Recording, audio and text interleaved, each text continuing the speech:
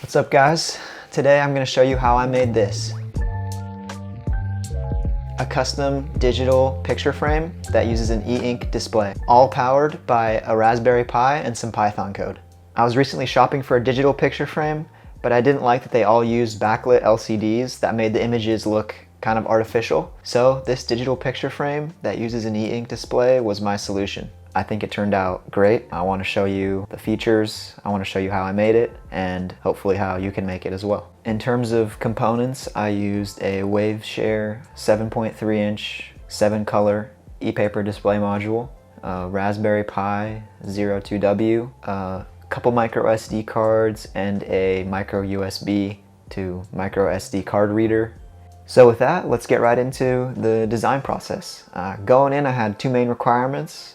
The first one was that I wanted it to be a fully offline solution, so just using an SD card, plugging that in, plugging a power cable into the device, and having everything just work. And then number two was I wanted everything to be easy to assemble, so minimal components, all 3D printed, with maybe a couple pieces of hardware, and that's it. With those requirements set, I got to testing out the display and getting the provided demo code to work and showing a few standard images. Once I had that, I dove into more of the real implementation of the code that'll be running the display. Because the images are coming straight off of an SD card, the code needed to be really robust, handling all the edge cases like taking the SD card out, adding new images, plugging it back in. The code handles everything. It'll take the images, it'll resize them, format them, and display them. And I even added in a text file that lets you set in seconds the amount of time it takes for a new image to show. With the core functionality working, I moved on to the physical design. After getting some measurements of the hardware, I moved into SolidWorks, where I started modeling each part and tweaking things here and there. When it came to the CAD modeling, there were a ton of iterations, way more than I'm showing here, going back and forth between the model and testing out prints. There are definitely a lot of failed prints.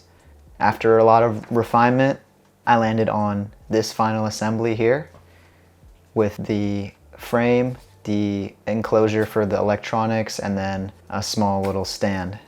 After getting all my final designs printed, I was left with three components. The first being the actual frame itself, the second being the enclosure for the Pi and the display driver electronics, and then a small little stand extension with some hardware to actually tie everything together.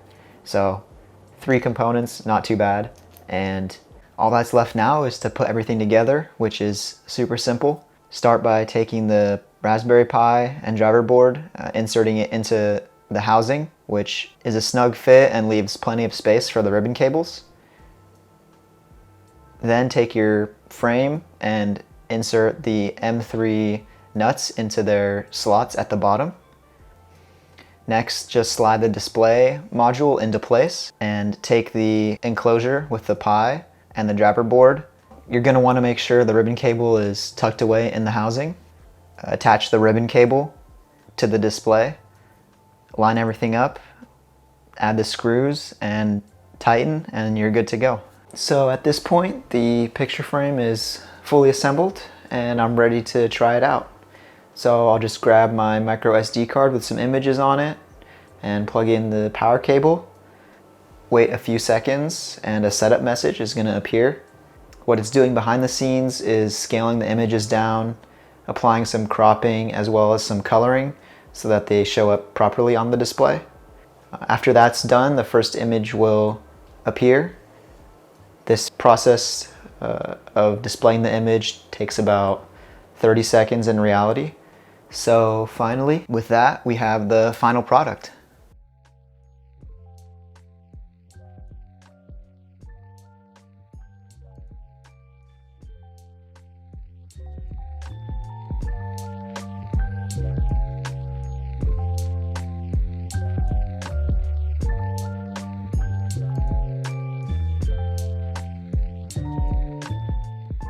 Overall, this project was super fun to build.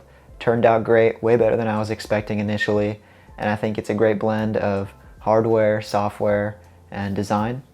If you want to build your own, There's going to be links in the description to all the components that you'll need, as well as my source code and all the STL files for the 3D prints. I hope this inspires you to build something, and if you like projects like this, get subscribed because I'm planning a lot more.